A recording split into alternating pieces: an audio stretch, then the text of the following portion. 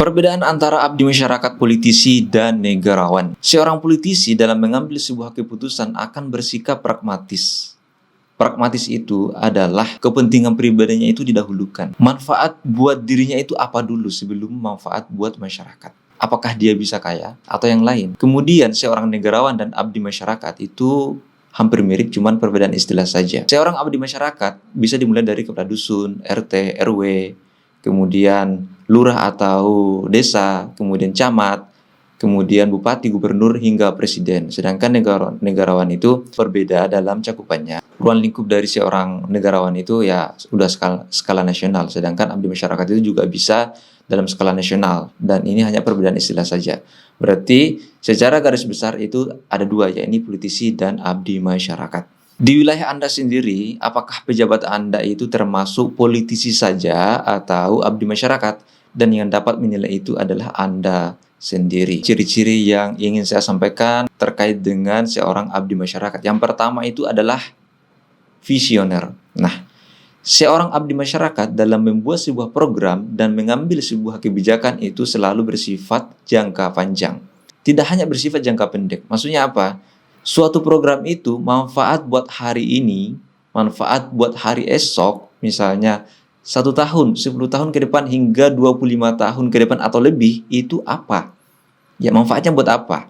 Kira-kira ada nggak manfaatnya buat masyarakat? Kalau tidak ada atau berdampak buruk buat masyarakat, itu sebaiknya ditinggalkan. Nah, seorang abdi masyarakat yang visioner ini sudah dipikirkan matang-matang. Ya, tidak hanya serta-merta mengambil sebuah keputusan, cepat mengeksekusi suatu program atau kebijakan tanpa didahului oleh kajian ilmiah, ini tidak termasuk dari seorang visioner. Dan ini tentu mencederai dirinya sebagai seorang abdi masyarakat dan akan memberikan dampak negatif bagi masyarakat. Yang kedua adalah selalu berani melakukan sebuah inovasi. Inovasi yang dimaksud di sini adalah berani melakukan perubahan-perubahan dalam struktur masyarakat yang berdampak baik bagi masyarakat tentunya. Kemudian yang ketiga adalah mampu membedakan kepentingan umum, kepentingan masyarakat dengan kepentingan pribadi.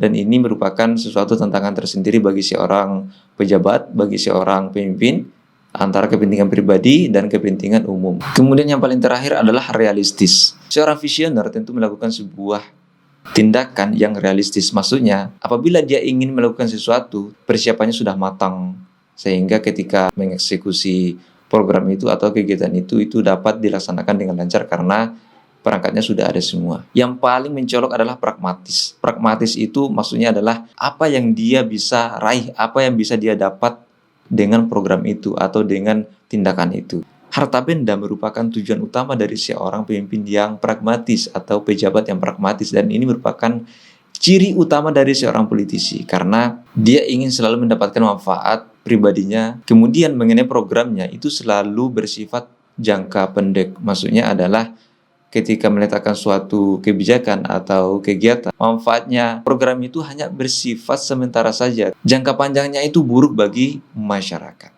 Jadi itulah perbedaan mendasar antara abdi masyarakat dan politisi yang sama-sama kita temukan di aparat negara, mulai dari kepala dusun, RT, hingga presiden. Mudah-mudahan bermanfaat. Sekian. Assalamualaikum warahmatullahi wabarakatuh.